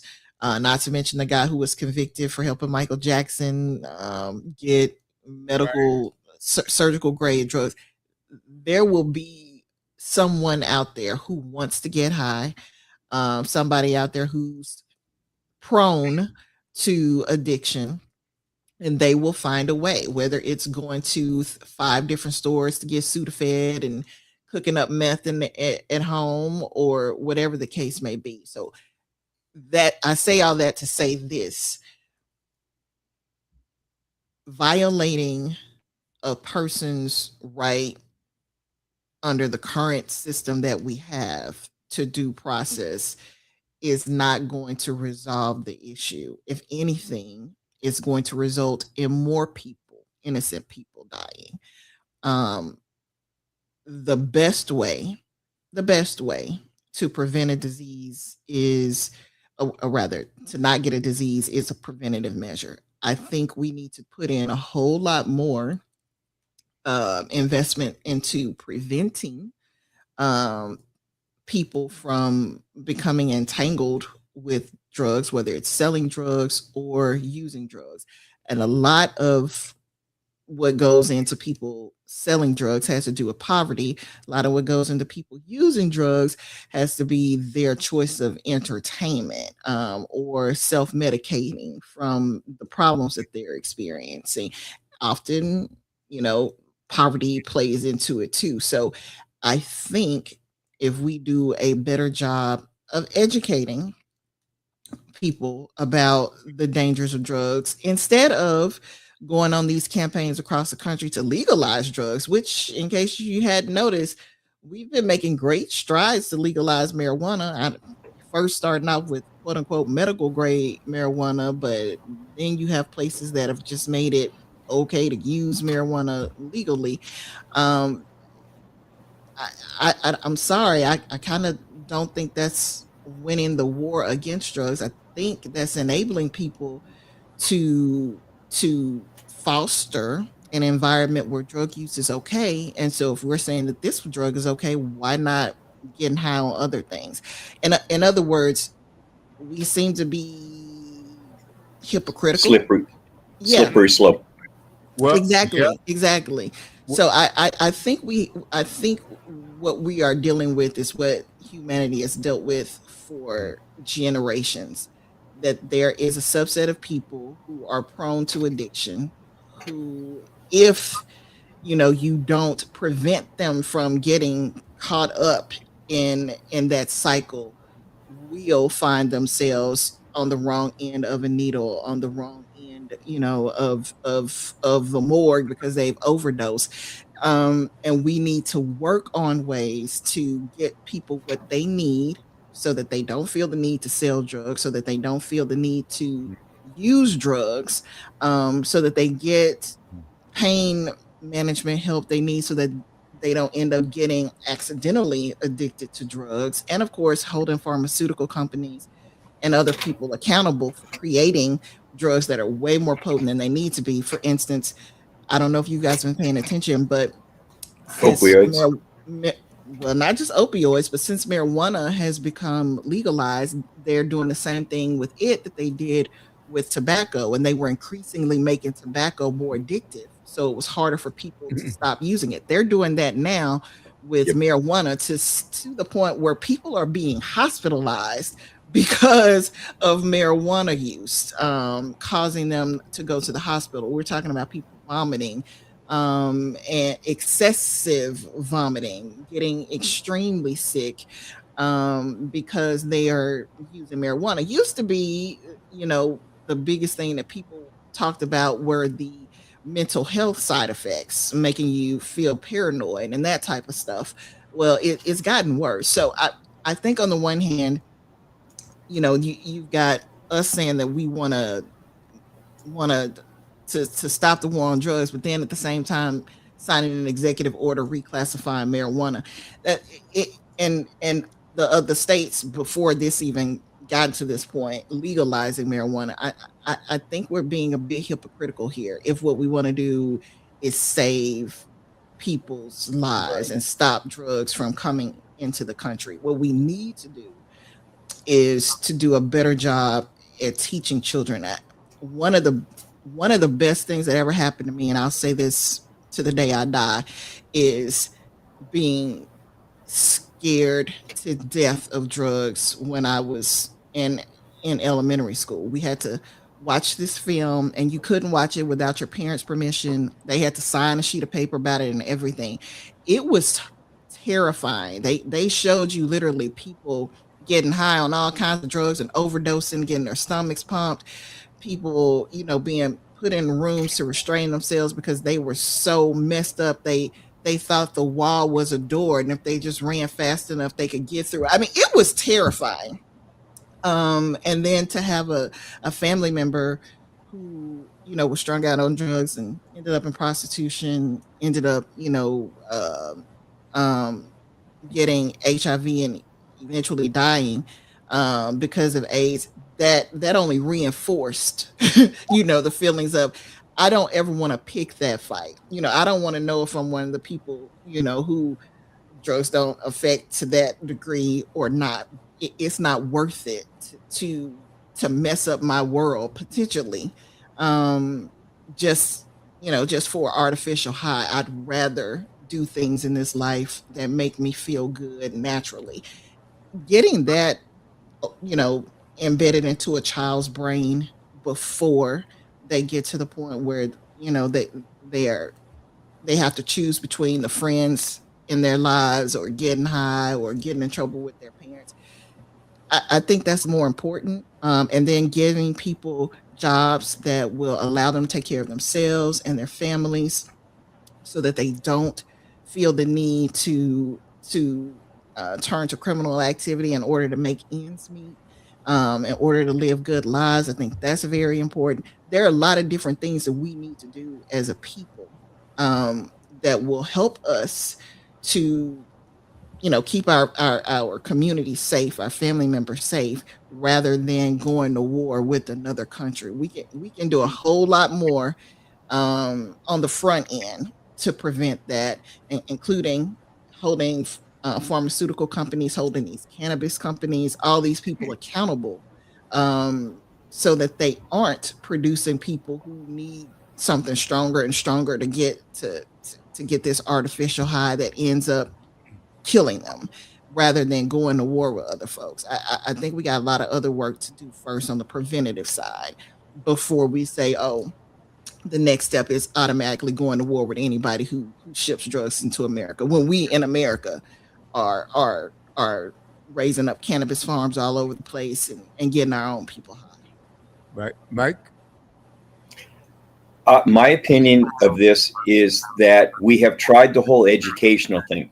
How many times, how often do you know about everything that happens in high school and such, the movies that Ann was talking about, the education that's mandatory, whether they show this movie or not, but the education, drugs are bad, drugs are bad, drugs are bad. Our government, going back again to Nancy Reagan, just say no to drugs. How many advertisements do you need to see on TV that say, this is your brain on drugs? You know, that As many as possible. More how than much more, how much do you think people that do drugs, do you think that they're completely oblivious to knowing that drugs are bad, but they do it anyway? So yes. how much education can you provide when they're going to ignore that education, ignore that information, and they're going to do the drugs anyway? At what point do you Yes. cut your losses and go, All right, I'm done. I'm done spanking you, Johnny, because you're not paying attention to me. So now you get to go into law enforcement and you get to go into jail because you're not listening to me as a parent. At what point do you do the tough love thing and go, no? San Francisco had safe spaces for injecting drugs, Mm-hmm. needles, heroin. Mm-hmm. And I disagree San, with that. San Francisco had these safe places where you can go in and I inject your agree. drugs. So Mm-hmm. and Ans makes the good point. If we're going to okie dokie this stuff, then it's going to happen. But Mhm. you can't tell me that everyone on the face of the earth that's injecting drugs, snorting drugs, smoking drugs, taking pills or whatever, you can't tell me that they don't know the dangers. You Well, can't I'm tell me not they don't telling know you that that. you can't tell me they don't yeah, know that the dangers of smoking. That you know the dangers of smoking, you know the dangers of doing drugs. All these people that are smoking and doing drugs, they know the dangers, but it Mm-hmm. yes. doesn't stop them. Like I said, this is a problem that has been going on since men and women first realized they could get high. And it's you've Yeah. got a certain subset of people who are just going to do it. People huff they huff Paint, cleaning agents. Yeah, paint. they will get high on anything. So you're not going to be able to eradicate it completely. Like you said, that even with the education, some people just want to get high. It is going to happen. That's just Mhm. the way it is. Killing people instead of arresting them, prosecuting them, finding them guilty and putting them in jail isn't going to change that. So I like while I said we can do more work to stop it, you stop people like me from ever wanting to try a drug. I'm 50 years old and I still have absolutely no desire to ever try marijuana or anything else. It just Okay. to me is foolishness. But there there's another group of people that can't wait to grow up and get away from their parents' houses and at least take a hit one time, Right. see what it's all about because Right. that's who they are, and that there's nothing that you can do to change their mindset. Just like Okay. you Yes, and you do. William talking to each other. William is set on the way he thinks about politics. You are set about the way you think about politics. Nothing he says Yeah. is going to change your mind. Nothing you say is going to change his mind. It's the same way with those people that you mentioned, Mike. There are people out there who are just going to get high, who want to get high, who want to know what it's like. And there's nothing you can do about it. They will find a way to get it done. Right. Period. Now, let me just jump in here real quick because you have people. I understand both sides of your arguments here, but you have also people that are addicted to legal drugs that they can buy from their doctor, from their pharmacists. Like I said, You there's have people that are addicted to those drugs, mhm, and I'm mhm. I'm going to say this: all drugs aren't created equal. Nope. You take fentanyl, you can't compare that to marijuana. Cocaine, you cannot compare that to marijuana. Meth, you can't uh, uh, compare that to marijuana. Marijuana has been subscribed by doctors.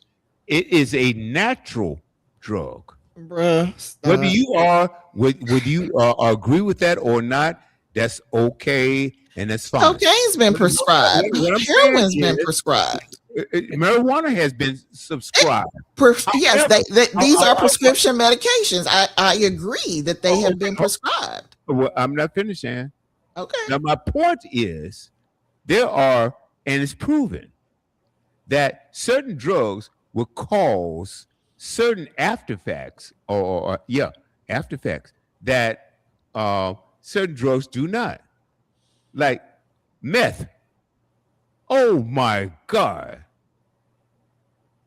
I mean, what is that doing um, for us? Cocaine. What is that doing?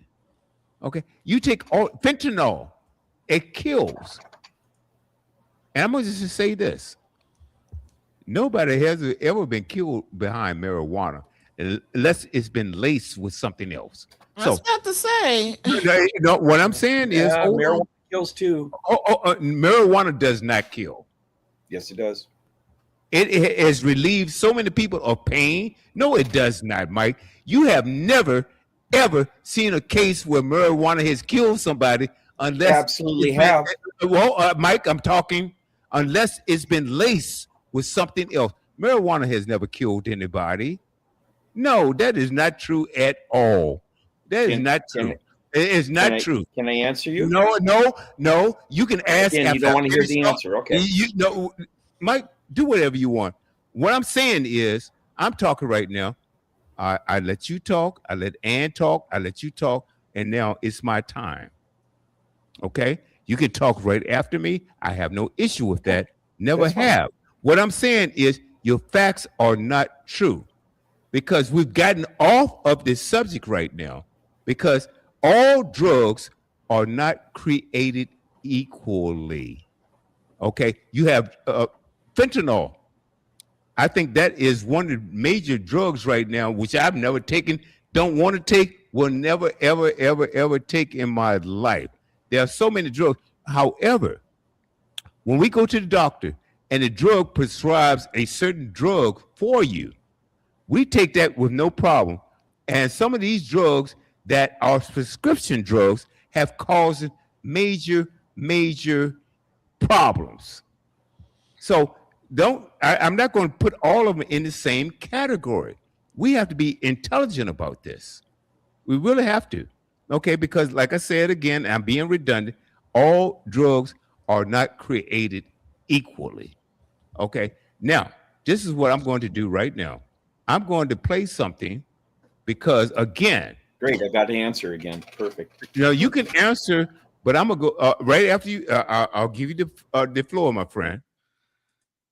You can answer right now, or I'm going to play uh, what I have.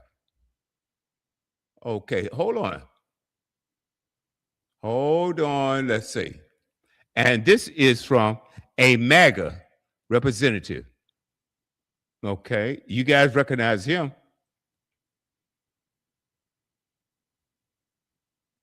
Epstein files. Your Kentucky colleague Thomas Massey obviously was the force that forced this release.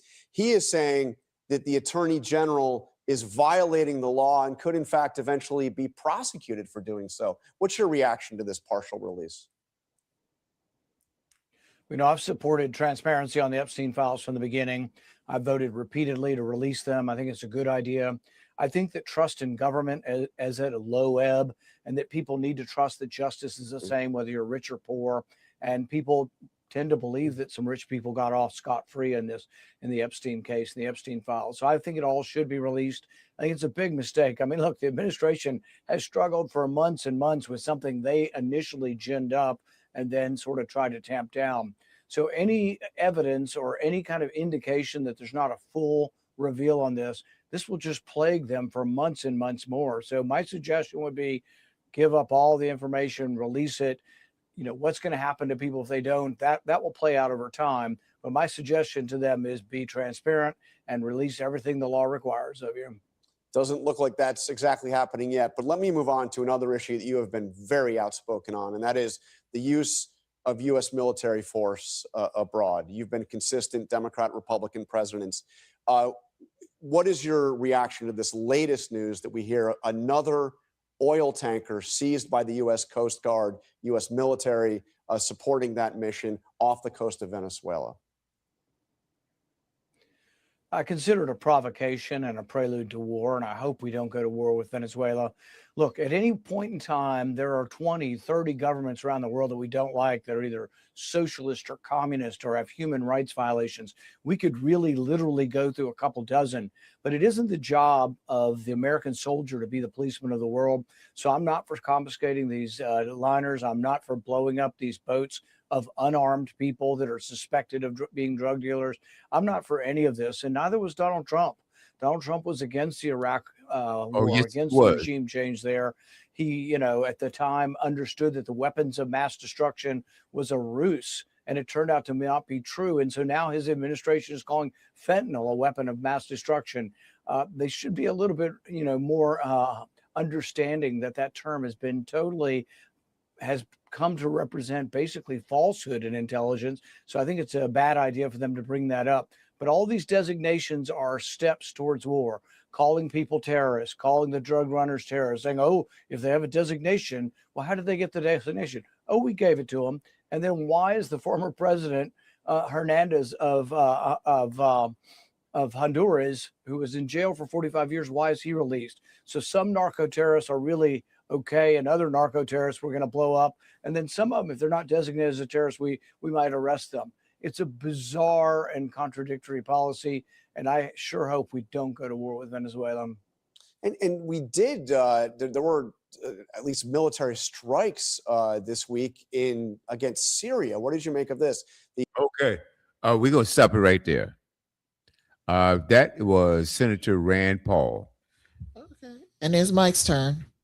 Yeah, it is Mike's turn, and Rand Paul is not in agreement with what this present regime is doing. That's Senator Rand Paul, and he's been an avid Trump supporter throughout the first term and the second term, and he's not in agreement with what these guys are doing. Mike, it's your turn. Well, let's go back to does marijuana kill? Marijuana. Go ahead, Mike. Well, what is the William, what you do, William, is you make a statement that's wrong. You make another statement that's wrong. No. My statement has not been proven to be wrong. Okay, Mike, just give your. I wanted you to address what we just talked about with Senator Rand Paul saying that what these strikes were doing was wrong. I asked you to comment on that. So don't try to come back and say, well, what I said was wrong, because what I said wasn't wrong. So now he just wanted to. He didn't get a chance to make his remarks on what we talked about before that. So I will address Rand Paul, but I'm going to go back to the statements that I believe is misinformation and that they are not correct. And I'm going back to them. I have to take notes because you make a lot of points that I would like to comment on, but you won't allow me to comment on them. So I'm going to go back and comment on them now. You said marijuana doesn't kill. Let me begin with agreeing with you that I believe marijuana has a lot of medicinal properties to it. And it helps a lot of people with everything from glaucoma to nausea when they're taking chemotherapy. There's the good and there's the bad of pot or marijuana or whatever you want, cannabis. Mm-hmm. That being said, I have personally body bagged people that have either OD'd on the strong marijuana that Ann reflected on earlier, or I body bagged them because they got really high and went out and drove, just like a drunk driver. So don't tell me marijuana doesn't kill, because it does. Again, I'm in favor of the medicinal side of marijuana because I think it has very little bad effects. It has a tremendous amount of good effects. So let me go with that.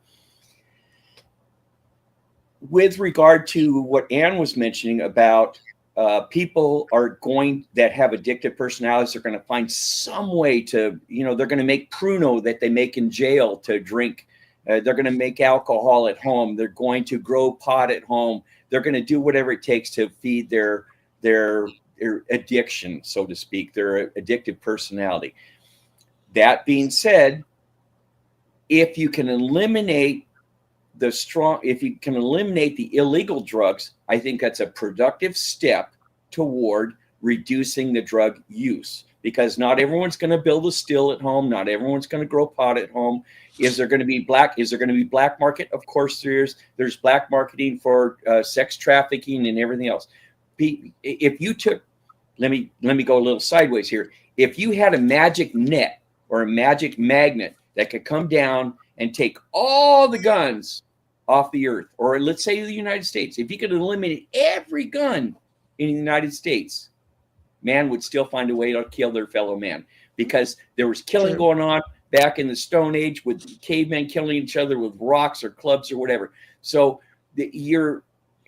if you can eliminate some stuff like the drugs in particular, you can at least reduce the deaths. And so I'm all in favor of whatever it takes to do that, because what's been going on for decades hasn't worked. So we need to change the strategy. With regard to Venezuela, this is recorded. So here, mark my words. We will never go to, well, in my lifetime, we're never going to go into war with Venezuela. Oh, that's my prediction. We're not going to go to war with Venezuela. Are we going to spank them for their drugs? Are we going to spank them for being a horrible government? Yeah, we sure are. Well, at least Trump is, the administration is.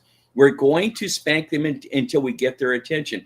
If that takes taking away their oil and blowing up their drug boats, well, you know, I'm going to ask you to do something very politely, because I'm not going to give you the numbers, because I don't want you to say, oh, well, those are Mike's numbers.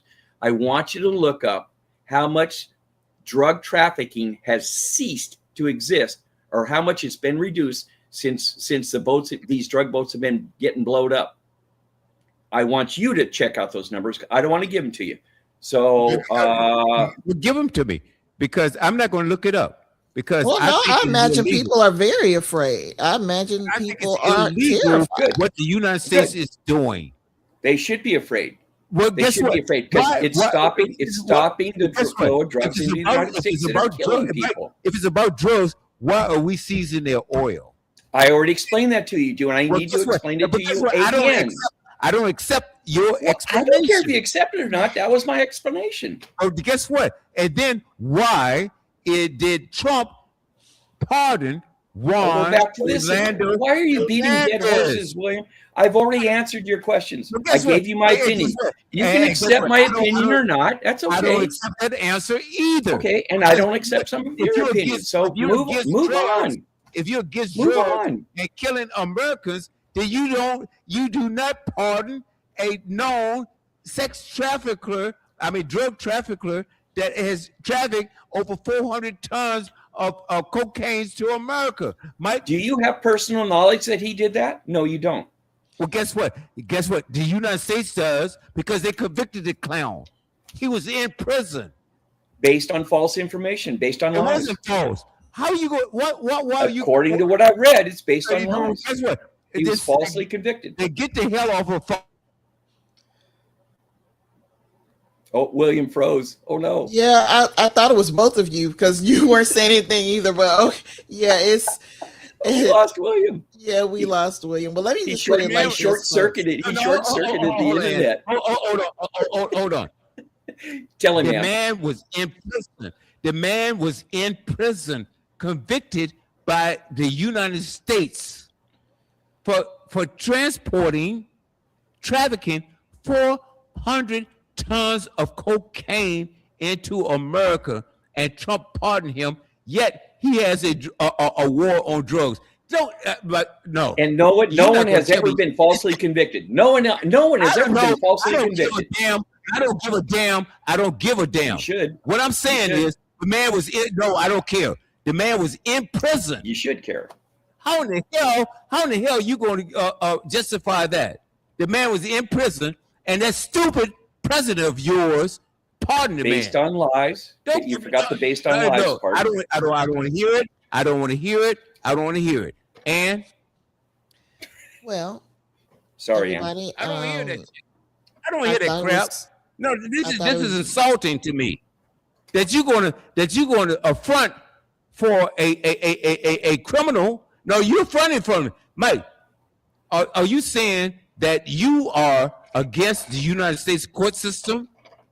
Because you have to understand, and I want to jump in here right now, because guess what? If he was convicted, it had to be a whole lot of legal precedents to convict this man. Not only for drugs, but also for arms trafficking. The man was in prison, and Trump let him out. And you're going to front for that and justify that? Are you serious right now? Well, I'll just say makes no sense at all. And go on, please. I would just say, sick. Under the laws that I'm aware of in the United States, drug dealers aren't charged with murders. Now, I have heard at legal conferences that being some people trying to get a push for that to change, where drug dealers are not just convicted of trafficking drugs or selling drugs or whatever, but some people, because of the opioid Open it, John. crisis and meth, want to have people charged with murder. Um, so I say all that to say this: even if the people are transporting drugs um, via boat to America, we do not, we do not charge them with murder, meaning we don't give them the death penalty. We don't put them in prison for necessarily life without parole unless they've got convictions, a bunch of convictions against them. Like you got 12 counts of drug trafficking or whatnot, and it's 20 years per count. Okay, fine. You convicted of all that, you probably will get life in prison. But if we're talking about a person, who's, and I don't know how drugs are sold, but got a kilo of cocaine and they get caught with it, yeah, they may go to prison, but they're not going to be charged with murder. They're not going to be put in jail for life. They're not going to be on death row. That's just not what we do. So that said, bombing people for trafficking drugs seems like overkill if that is not what we are doing with our laws here in our states. It sounds like we are punishing people in a way that isn't commensurate with a crime that they have committed, and that, if nothing else, is wrong and should be stopped. The no due process part should be stopped. Again, what if these people are being forced to do this? What if, like Mike say, the cartels know your family, they know where your kids go to school? What if this is either you do what we tell you to do, or we take out your whole family, or we get your kid to be a drug mule and send them across the border? We don't have both sides of the story here. So that means that we should not judge these people based on circumstantial evidence, or what, even if it is true, until you get both sides of the story. That's what judges and juries are for. That's why we have a legal process, so that we will be able to understand. It's the same thing that goes on with sex traffickers. You get a lot of people who are caught in the act of having uh sex with people because they're prostitutes or whatever the case may be. But a lot of times, what you don't realize is that these people were brought in from other countries on the promise of being able to have a better life. And they've been forced to do this. So you're not prosecuting the people who are the real problem. You're prosecuting people who are also being victimized. And Yes. that is the problem with indiscriminately bombing people. That said, folks, it's 6:58. We are out of time. We hope and pray that you have enjoyed the program. And we hope and pray that all of you have a blessed Christmas and a happy new year. Oh, Do not do anything that you can't keep holy, and forgive us for our unholiness on the right. program this evening. Uh, but we hope and pray. We hope and And, pray. a question: Yes. what has been unholy? Look, Let's you we saying are the all F trying to word seek was our really own. unholy. You saying the F Oh word yeah. was very unholy. Oh, okay. I Okay. did. I So, did. and I us did. not speaking the I truth did, to one because another what in my love. good friend Mike was saying was not right, Yes, and and then you did it the slipped out. VS word, the full word too. And not only that, I you did. Yeah, I and did. I did. and Call it you and out. Mike I don't got care. pretty heated. Oh, I'm just saying. I'm just saying. So we owe Well, the we audience, can all you always get know, heated.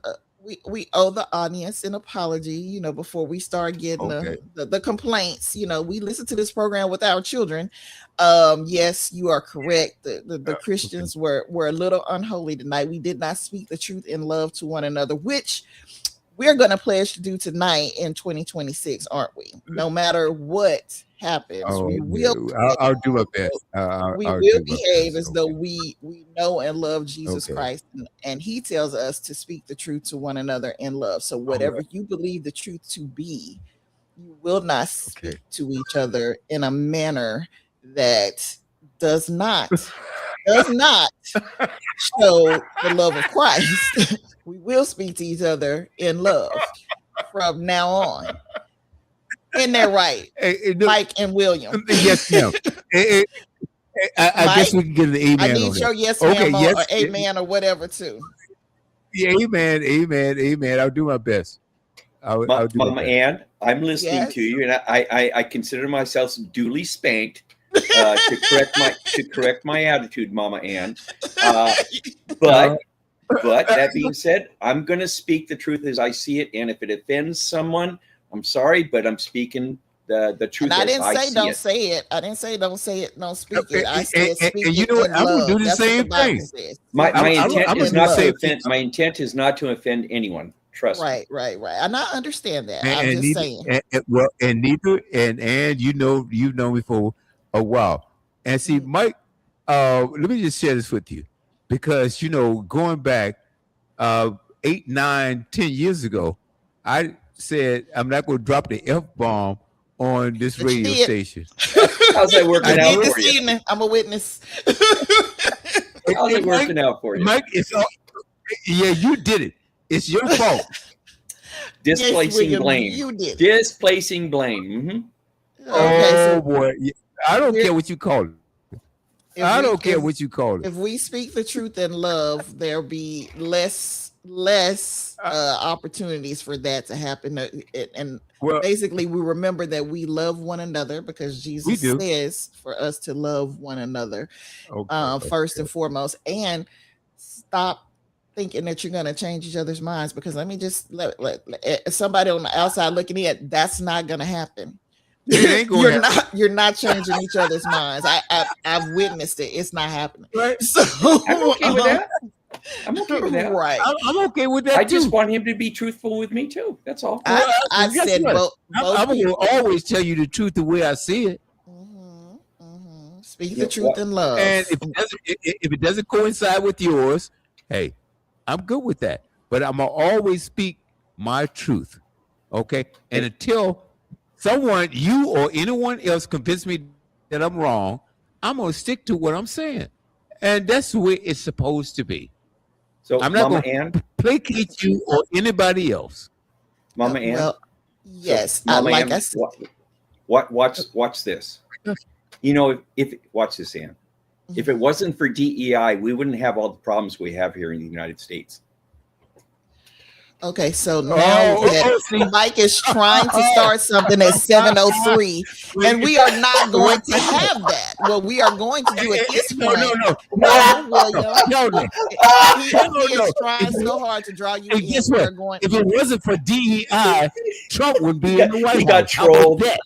Judge Ann, he Yeah. got trolled. Very hard, and he fell If for you it. and this stupid administration, if it wasn't for DEI, they wouldn't even be there. How about that? That was such an Okay, easy so button. on that note, again, we hope and pray that everybody has a safe and wonderful Christmas and a blessed and prosperous New Year. And we will see you again in 2026 when everybody has had a chance to calm down and reset.